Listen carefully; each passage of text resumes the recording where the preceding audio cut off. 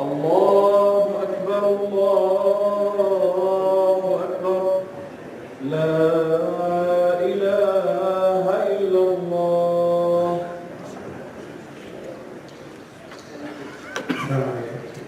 بسم الله الرحمن الرحيم.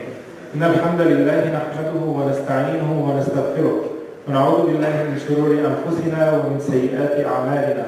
من يهدي الله فلا مضل له ومن يضلل فلا هادي له. وأشهد أن لا إله إلا الله وحده لا شريك له وأن محمدا صلى الله عليه وسلم عبده ورسوله.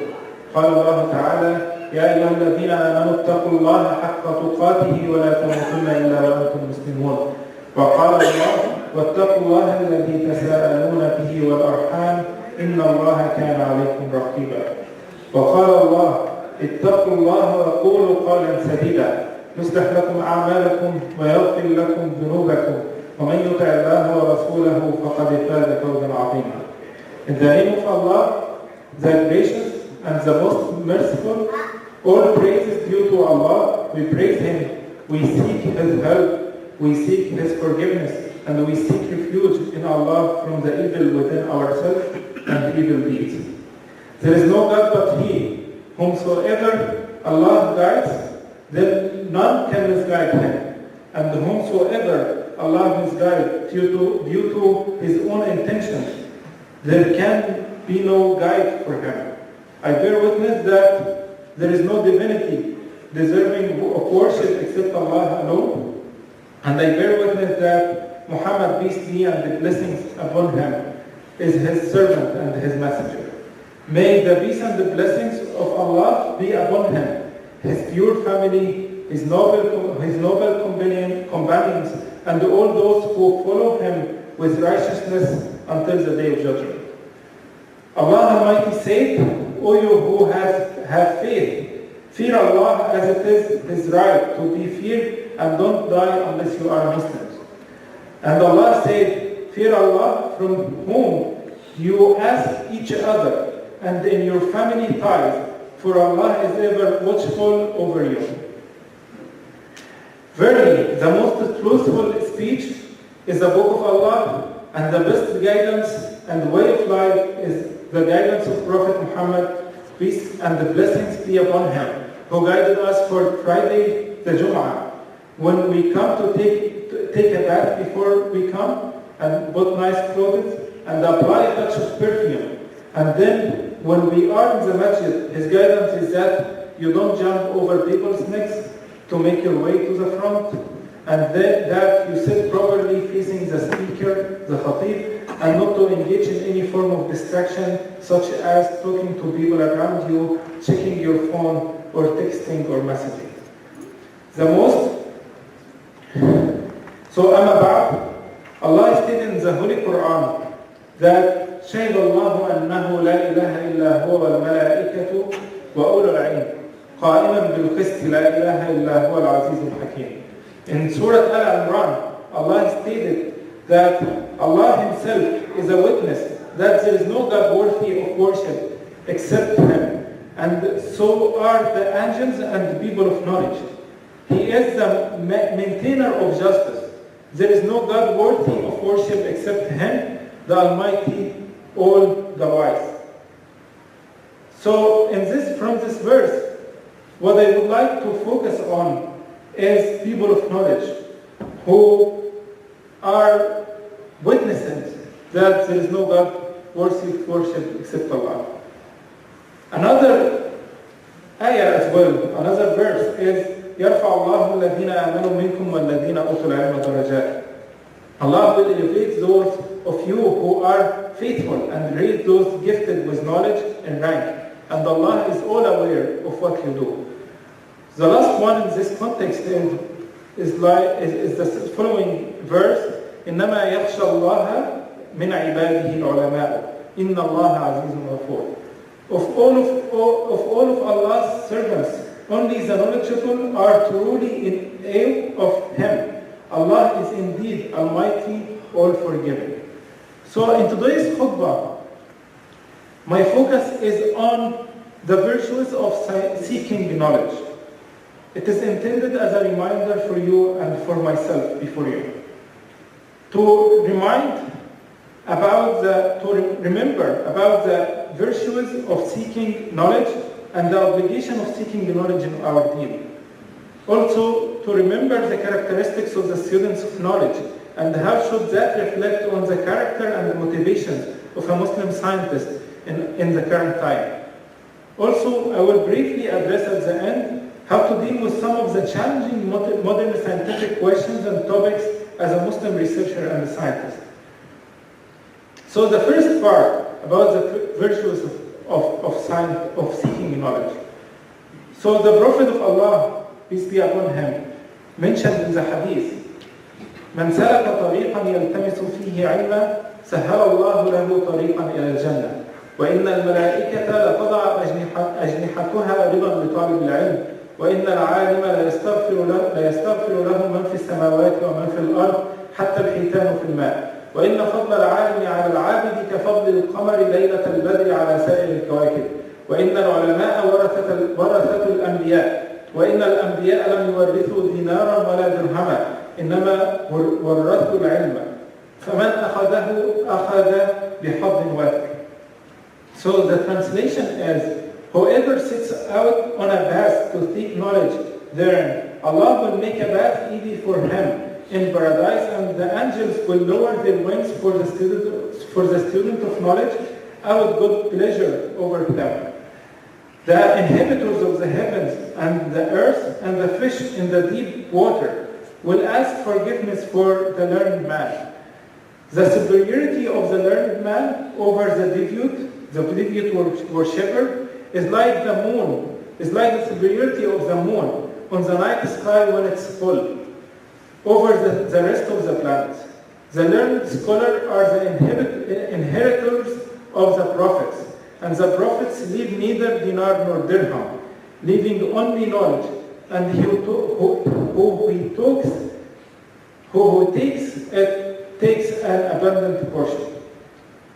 So this hadith is telling us about what the reward that a student of knowledge, a seeker of knowledge would have if he made the intention that he is seeking this knowledge for the sake of Allah. And as many of us would feel here, especially if you came from outside the US to have a good opportunity of having good education or to seek knowledge away from your family and your friends, you will have a lot of hardships and a lot of issues that you have to overcome in order to be successful. And imagine if you made the intention up front and kept that in your mind all the time. You will be rewarded an enormous reward. A reward that this hadith and the other hadith and other verses have addressed comprehensively. And you should always keep in your mind when you have a lot of hardship, you should always keep that this is sort of jihad. If you are really doing that in order to fulfill the obligation of seeking knowledge that Allah has said to us. And this will be a very supportive thought for you if you keep that in mind. Another hadith of the Prophet that not only telling us about not telling us about the reward, but this time is telling you how seeking knowledge is an obligation. The hadith is that عن أنس بن مالك قال رسول الله صلى الله عليه وسلم طلب العلم فريضة على كل مسلم. Hence seeking knowledge, the translation for us, seeking knowledge is the duty of all Muslims. So hence seeking knowledge is an obligation on every Muslim. And that should be in both religious knowledge as well as all useful worldly knowledge. So let's first talk about the religious knowledge. As a Muslim, you are obligated to have a minimum amount of religious knowledge according to your capacity, your intellect, your time, and the environment around you, or the questions and the challenges that you will face. You should have and gain the minimum amount of knowledge that allow you to live your life with confidence as a Muslim, to live on the righteous path, not to be doubting your religion or doubting what is right and what is wrong. So unfortunately, we see many of great scientists or specialists in their fields who have read tons of books and who are encyclopedia in their field. Whenever you ask them about anything in their field, you will find that they will give you the right citation, the right answer, the right argument for what you are asking about. But those scientists, if they are Muslim, there are many that you will find they have very little about religious knowledge. And actually, being able to gain that amount of knowledge in a like a worldly field of science or field of knowledge is an evidence that you have the intellect to learn more about your religion. But the obligation is to learn what will be sufficient for you to practice your religion in the best way, and also to mediate your religion to people around you, perform da'wah for the deen of Allah whenever you have the chance, and also to raise your kids and face the communal challenges that will come and go all over the time. They will not go away. And this is a clear distinction between us as Muslims and people of the book. As Allah has mentioned in Surah Al-Baqarah, وَمِنْهُمْ أُمِّيُّونَ لَا يَعْلَمُونَ الْكِتَابَ إِلَّا أَمَانِيَّ وَإِنْ هُمْ إِلَّا يَظُنُّونَ فَوَيْلٌ لِلَّذِينَ يَكْتُبُونَ الْكِتَابَ بِأَيْدِيهِمْ ثُمَّ يَقُولُونَ هَذَا مِنْ عِنْدِ اللَّهِ لِيَشْتَرُوا بِهِ ثَمَنًا قَلِيلًا فَوَيْلٌ لَهُمْ مِمَّا كَتَبَتْ أَيْدِيهِمْ وَوَيْلٌ لَهُمْ مِمَّا يَكْسِبُونَ. So the translation is that, and among them are the illiterate who know nothing about the scripture except letter, and so they wishfully speculate. Woe to those who distort the scripture with their own hands, then say, this is from Allah, seeking afflating again. So woe to them for what their hands have written, and woe to them for what they have earned. So Shaykh Sha'rawi, in his interpretation, in his tafsir, he mentioned that this is a distinction between Muslims and the Yahud before us, people of the book, that they would know very little from the book, to the extent that, from the holy book, to the extent that you will find their religion scholars will tell them things that, and they claim this is part of the deen, and they will accept it because they only have doubt. They don't have a complete knowledge. But as Muslims, we are different.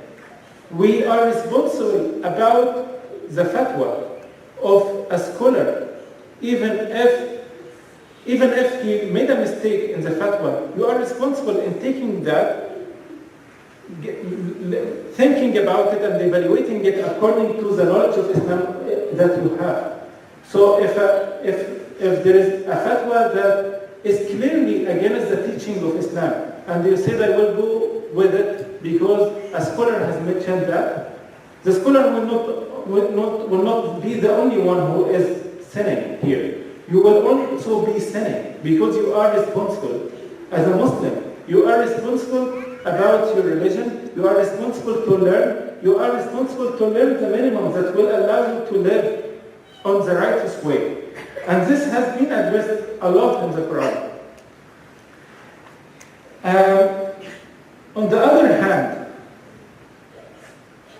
so another thought about that is that as a result, if that's the case, most of us, especially people who go through academic studies till they do graduate studies and PhDs and do research and so on, unfortunately they don't have enough time to learn about the religion. They spend most of their time and diffusion on learning the worldly sources of knowledge, and they will ignore that. But since it's an obligation, we should have a daily habit or a weekly habit. Part of our ibadah is to dedicate part to learn about Islam and to learn more about our religion, to learn some of the alum shar'iyya, the Islamic studies, which will make you a better Muslim, will make you more closer to Allah, be one of those who Allah said they are the witnesser of the oneness of God. And in this community, alhamdulillah, we are blessed with having Imam Osman, and he usually set many lessons, especially almost daily after Fajr. You have a lesson of Hadith, and also after Isha prayer, we almost 4 times a week we have a lesson. So it's great to keep the habit of coming to those lessons and attending those groups. And not attending them as one who is acquiring, like hearing a general thing, like if you are scrolling a video on the internet or YouTube, you should be studying that. You should be doing an effort in order to learn that as what you do in your studies. On the other hand, seeking knowledge on all the useful worldly knowledge is also a communal obligation. It's a fard kifaya, which means that it has to be done by a certain group in the community for the areas of need. Otherwise, everyone in the community will sin. So by useful worldly knowledge, I mean that knowledge such as natural sciences, social sciences, or formal sciences. So these are the main 3 categories of sciences aside from the religious sciences. So I will give very quick definitions for those who know only about some of them. Because, for example, for me, I didn't know what formal science is until I read this definition. So, first, natural science refers to the scientific discipline that seeks to understand the natural world and its phenomena through empirical observations, explanations, and theoretical explanations. Natural science is based on the principle of systematic observation, measurement, and the formulation of testable hypotheses. So, examples of these fields are like physics, chemistry, biology, and earth science. On the other hand, social sciences is the area of sciences that investigate human society, behavior, and interactions. Physiology, sociology, anthropology, and political sciences. Finally, formal sciences are the ones that is the area of science that deals with the study of formal systems, ranging from mathematics and logic to computer science, data science, and information science. So we are Muslims. We are as Muslims, we should learn about this stuff as well, and learn them for the objective of fulfilling our obligation of seeking the knowledge and be students of knowledge and benefiting our society and the community with this knowledge. So there are many verses in the Quran that will encourage us to do that and point us to do that.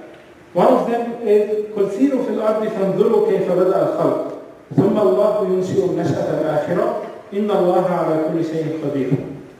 The translation is that, say, O Prophet, travel throughout the land and see how He originated the creation. Then Allah will bring it into being one more time. Then Allah will bring it into being one more time. Surely Allah is most capable of everything. So in this verse, Allah is guiding us that we have to travel on earth and see how He created the universe. Learn about that and gain knowledge about that and make that into strength. Gain about that in order to strengthen our religion, in order to reflect on how Allah is the great creator who created all of that. Another verse is أفلم يسيروا في الأرض فتكون لهم قلوب يعقلون بها أو آذان يسمعون بها فإنها Sorry, I missed with the تشكيل. So أفلم يسيروا في الأرض فتكون لهم قلوب يعقلون بها أو آذان يسمعون بها فإنها لا تعمل الأبصار ولكن تعمل القلوب التي في الصدور.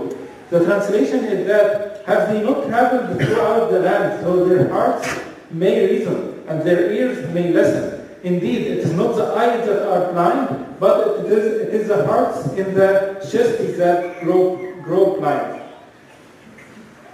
The last ayah that I would like to mention is that أَمْ خُلِقُوا مِنْ غَيْرِ شَيْءٍ أَمْ هُمُ الْخَالِقُونَ وَقَالُوا إِنْ هِيَ إِلَّا حَيَاتُنَا الدُّنْيَا وَمَا يُهْلِكُنَا إِلَّا الدَّهْرُ سنريهم آياتنا في الآفاق وفي أنفسهم حتى يتبين لهم أنه الحق. So سنريهم آياتنا في الآفاق وفي أنفسهم حتى يتبين لهم أنه الحق is like a sign that Allah. So the translation first, we will show them our signs in the universe and with them themselves until it became clear to them that this Quran is the truth. It is not enough that your Lord is a witness over all things. So it guides us that we should look into our bodies, look into our psychology, and see the signs of Allah, the signs of Creator. أقول قولي هذا وأستغفر الله لي ولكم فاستغفروه إنه هو الغفور الرحيم.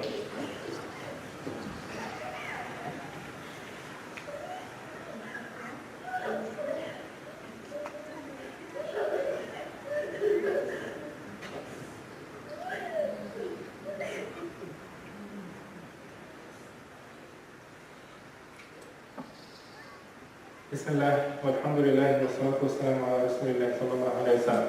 أما بعد. So in the first part of the khutbah we saw how the Quran is filled with the ayat that guiding us and recommending us that we have to seek knowledge. But what are the characteristics of a student of knowledge, a seeker of knowledge, according to Islam? So as a Muslim, our Islamic principles and standards should reflect on our methodology of seeking knowledge. As a Muslim seeker of one of the worldly knowledge areas, you have to have certain characteristics that distinct you from the others, attributes that represent your identity as a Muslim and agree with what the religion of Allah is guiding us for. So, as a Muslim researcher or a scientist, when you are researching in a life science or a physical science, you should reflect on the power of Allah and of His wisdom and have this on the top of your mind all the time. Unfortunately, especially in the current era, we found that there are many efforts that tries to make science agnostic. It tries to make it away from any belief. However, if you look closely in the foundation and the philosophy of science, you will find that science has to be based on certain principles that you have to believe in them. You can't prove them. I will elaborate more about that in the end. But I would like to say that we as Muslims, we have to resist this movement. I know that it's really challenging. Sometimes if you found someone who is giving a talk in the university and said, for example, subhanallah, or made any actions that will show that he is a believer who believes in creation and so on, you will find this action will be criticized in the scientific setting. And I don't think this is true. But this is how the community and the scientific movement is enforcing on us right now. And there are many incidents of people who great scientists who were expelled from the scientific community, from prominent universities. Most of them are not Muslims, but they were believers. And they were expelled because they believed that their faith has to guide them through scientific discoveries. On the other hand, we have many examples of atheists and non-believers who are guided by questions that originate from their faith, if we can say that atheism and agnosticism is a faith. An example of them, for example, is the one who, the very famous mathematician Stephen Hawking, who, if you read his book about the brief history of time, you will find that his drive for doing his PhD and continuing his PhD while he knows that he's few days away from death is that he just wanted to know whether this universe has a creator or not. And even though he made most of his accomplishments in his PhD and later on, he proved that the universe is expanding, which means there might be this finding support that there might be a point of creation. He died as far as we know, as an atheist. So you will find that this discrimination and these movements that we should not be confident when we face them and resist them. But an important question is that does really Islam, can you really be a Muslim and do scientific research in natural sciences and do experiments and only do materialistic research and at the same time believe in the unseen, believe in what is beyond the universe? Because our religion, one of the most important pillars of it is believing in the unseen. Because Allah Himself is an unseen. You can't prove the existence of God, you can't prove the existence of Allah in the lab, right? So this is something that you have to believe in. So is it possible, or you have to live as a schizophrenic? You have to live with two characters, one in the lab and one in the mosque. So this question has bothered me for a very long time, for years actually. It originated when I was in the first year in high school, when I learned about the evolution theory. And when I went home, I talked to my parents about it, and my dad told me evolution is against Islam. And then I was in an Islamic school actually, and I went to my teacher and tried to ask him how evolution is against Islam and so on, and is it really against Islam? But he ignored to answer the question, even in an Islamic school. And this gives me like a sense that as a Muslim, you can't be sure, you can't make the balance between these two.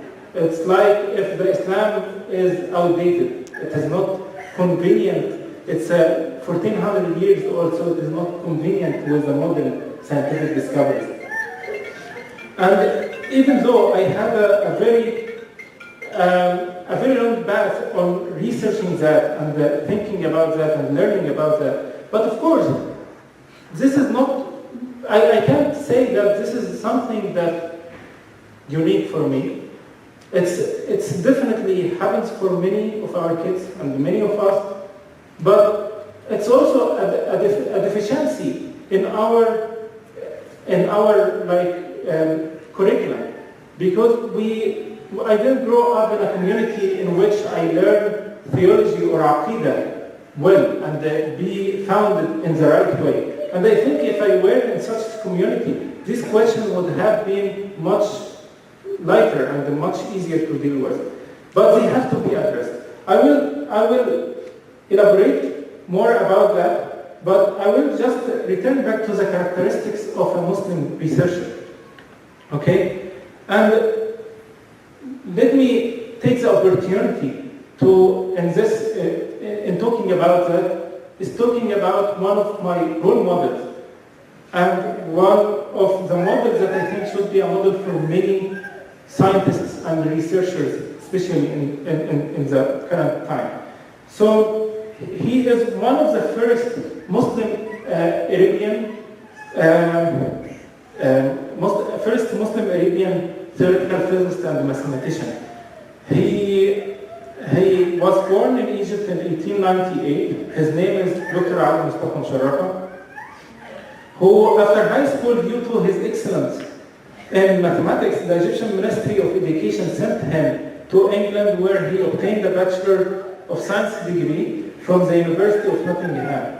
And he obtained a PhD in 1923 from the King's College, and due to his exceptional achievement during this short time, so he was able to finish the program in a very short time, to the extent that he had to take an exception from the university to take his PhD.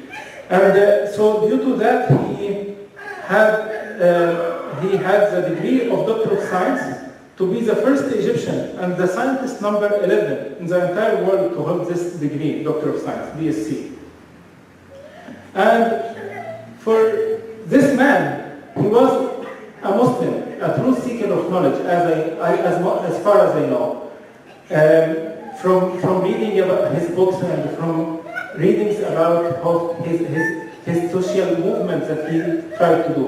So he was the one who founded the Faculty of Science in the faculty of, in Cairo University and served as its first dean at a very young age. And he contributed to the quantum theory as well as the theory of relativity.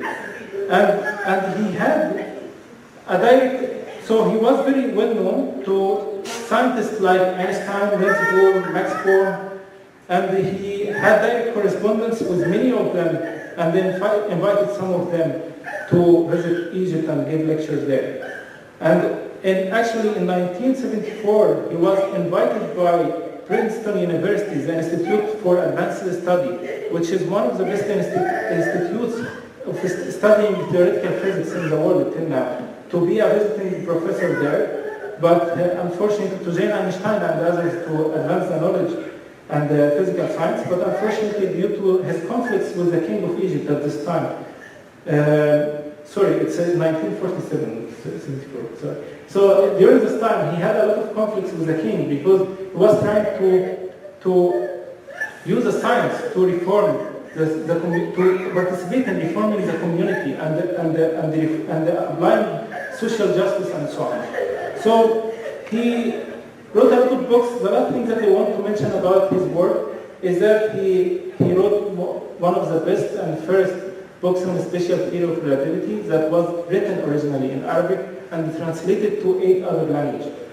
And his message is he was trying to make his country or the people of his country be able to contribute to the scientific knowledge and state of art of it. And to do that, he was believing in translation of knowledge, so he worked on translating many books into Arabic and even writing in Arabic. And with one of his students, his name is Muhammad Ahmad Morsi, he published the book of Al-Jabr al-Muqabala, the book that was the foundation of algebra. So he published it after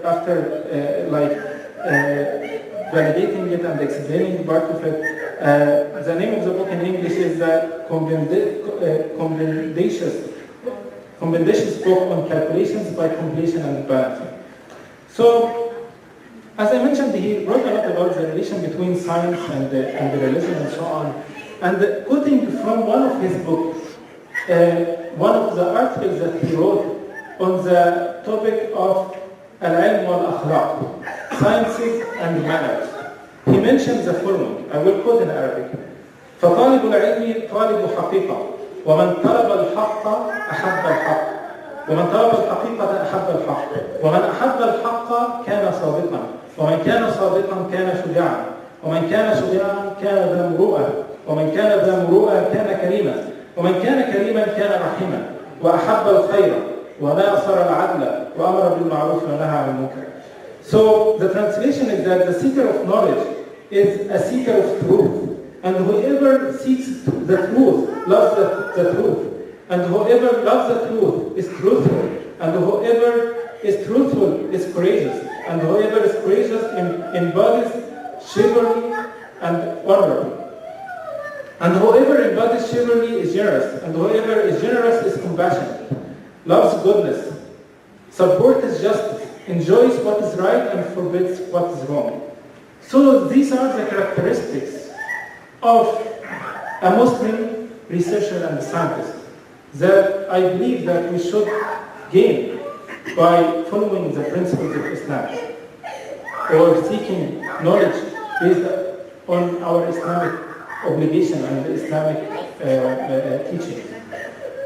So a student of knowledge has to be different in his workplace, has to be driven by this obligation, not driven by seeking as unfortunately many of scientific fields nowadays is driven by money and the materialistic benefits of capital owners.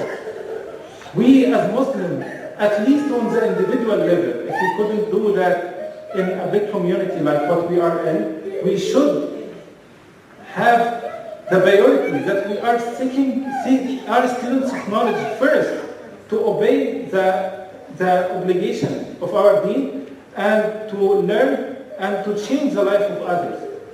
And that doesn't mean that we shouldn't seek money or have benefits from that. It's just a matter of setting the priorities. Your priorities has to be different. You have all of your efforts in the scientific movement has to be first dedicated to Allah. You should set your niyyah first. I know this is hard to do and hard to resist many of the movements that you will have around, many of what is enforced as the right way of doing science. But I still believe that we should fight with that. And as we do that, there's some sort of, as we saw in the first hadith that I mentioned in the khutbah, this sort of you will get a lot of reward of that, and this sort of jihad to do that. The last thing that I want to mention very briefly is that about the consistency that you can have. Can you be a scientist and at the same time believing in the unseen? One of the first books that I read and helped me a lot in that is a book written by Francis Collins. He is a believer. He is not a Muslim, he is a Christian. But he wrote a book called The Language of God. He was the head of the Genome Project. The Genome Project that was done in the 20,000 when they were able to encode all the code, the genetic code of the human. So he wrote a book which is trying to address this question. Can you be a great scientist and at the same time be a believer? And I learned a lot from this book, and I invite everyone to look at it. You have to read it with criticism, of course, because I disagree with part of it. Part of it is not convenient with what we learned in Islam, or what Islam tells us. But at least there is 80% that was very useful. And nowadays, this book is kind of old, and during the time that I wanted to read, this is the first thing that I found. But nowadays, alhamdulillah, we have many great efforts to write books similar to that addresses some of the very new scientific questions in a way that will give us confidence as Muslims and comfortability in our heart that our religion is right. And I know many scholars of Islam has done that over the years, but I believe that there are some contemporary issues that has to be addressed. And one of the most important things that helped me during this journey is learning about the philosophy of science, what science really is. And doing so, I found that something that's very surprising, that was totally opposite to what I was thinking, that science is not absolute. Science itself is based on a set of premises and axioms that are driven from metaphysics, things that are beyond the physical world and the existing reality. Things that you can't prove, that you can't define, things of knowledge and things of logic. And a quick example of that is the definition of time, definition of space, and so on. Till now, as scientists, we don't have a clear understanding of that, and we only have a belief because we have to start from something. I know this topic needs another opportunity to discuss. That's why I will stop here, and I will end with إن الله وملائكته يصلون على النبي يا أيها الذين آمنوا صلوا عليه وسلموا تسليما اللهم صل على محمد وعلى آل محمد كما صليت على إبراهيم وعلى آل إبراهيم إنك حميد مجيد اللهم بارك على محمد وعلى آل محمد كما باركت على إبراهيم وعلى آل إبراهيم إنك حميد مجيد اللهم علمنا ما ينفعنا وانفعنا بما علمتنا واجعل العلم شاهدا لنا لا شاهدا علينا اللهم وارنا الحق حقا وارزقنا اتباعه وارنا الباطل باطلا وارزقنا اجتنابه اللهم بارك لنا في ارزاقنا ووسع لنا في ديارنا واغفر لنا ذنوبنا واقم الصلاه.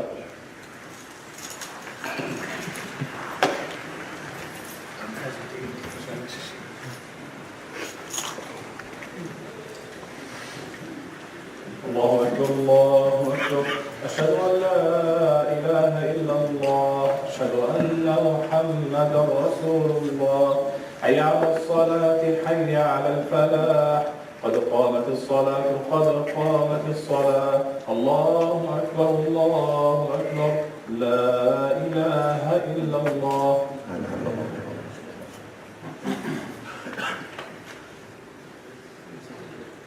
استووا.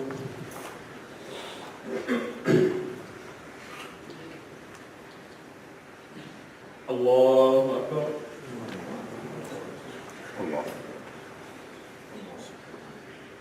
الحمد لله رب العالمين الرحمن الرحيم مالك يوم الدين إياك نعبد وإياك نستعين اهدنا الصراط المستقيم صراط الذين أنعمت عليهم غير المغضوب عليهم ولا الضالين. آمين. عما يتساءلون عن النبأ العظيم الذي هم فيه مختلفون كلا سيعلمون ثم كلا سيعلمون ألم نجعل الأرض مهادا والجبال أوتادا وخلقناكم أزواجا وجعلنا نومكم سباتا وجعلنا الليل لباسا وجعلنا النهار معاشا وبنينا فوقكم سبعا شدابا وجعلنا سراجا وهاجا وأنزلنا من المعصرات ماء ثجاجا لنخرج به حبا ونباتا وجنات ألفافا. الله أكبر.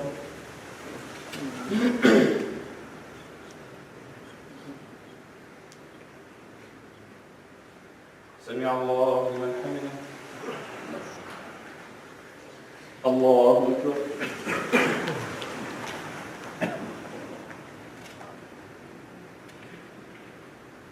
الله أكبر.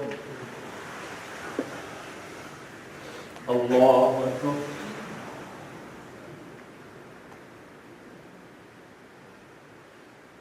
الله أكبر. الحمد لله رب العالمين الرحمن الرحيم مالك يوم الدين إياك نعبد وإياك نستعين اهدنا الصراط المستقيم صراط الذين أنعمت عليهم غير المغضوب عليهم ولا الضالين. آمين. إن للمتقين مفازا حدائق وأعنابا وكواعب أترابا وكأسا دهاقا لا يسمعون فيها لغوا ولا كذابا جزاء من ربك عطاء حسابا رب السماوات والأرض وما بينهما الرحمن لا يملكون منه خطابا يوم يقوم الروح والملائكة صفا لا يتكلمون إلا من أذن له الرحمن وقال صوابا ذلك اليوم الحق فمن شاء اتخذ إلى ربه مآبا إنا أنذرناكم عذابا قريبا يوم ينظر المرء ما قدمت يداه ويقول الكافر يا ليتني كنت ترابا. الله أكبر.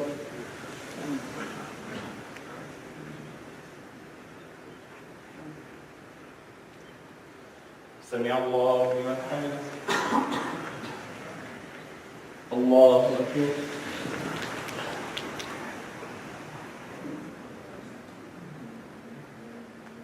الله أكبر. الله أكبر.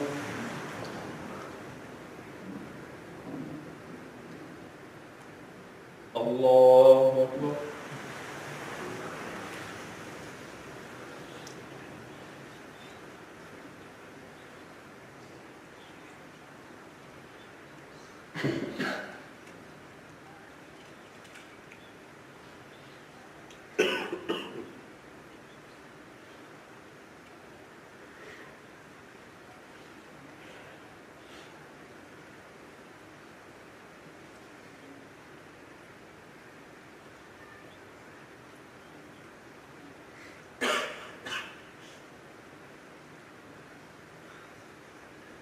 السلام عليكم ورحمة الله. السلام عليكم ورحمة الله.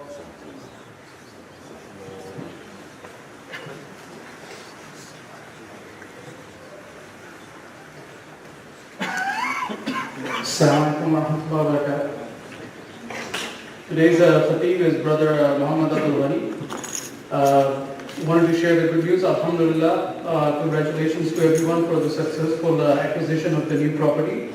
Thank you and Jazakallah khair to everyone in the community and the friends of our community who supported and donated towards this cause. All of us in CIMIC are extremely grateful to the donors and also the volunteers and everyone who supported in this cause. May Allah accept our work and our efforts, and we ask Allah to bestow His blessings upon our community.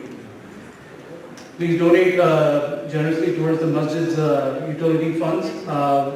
We will still, inshallah, continue collecting money for that for the rest of the year. Hidayah Academy is looking for full-time and part-time elementary school teachers, especially for the language arts. If you're interested, please email hidayahacademycu@gmail.com. The masjid needs people to work on for the summer camp for children. Please do contact Brother Waleed or Brother Waqar. Some of the activities include trips, sports, art, education, Quran and science. The regular Taekwondo class will be today, this Saturday 3 to 4. And we still continue to seek feedback for the Ramadan and Eid events. Lincoln Avenue door will be open for Friday prayers, inshallah, going forward.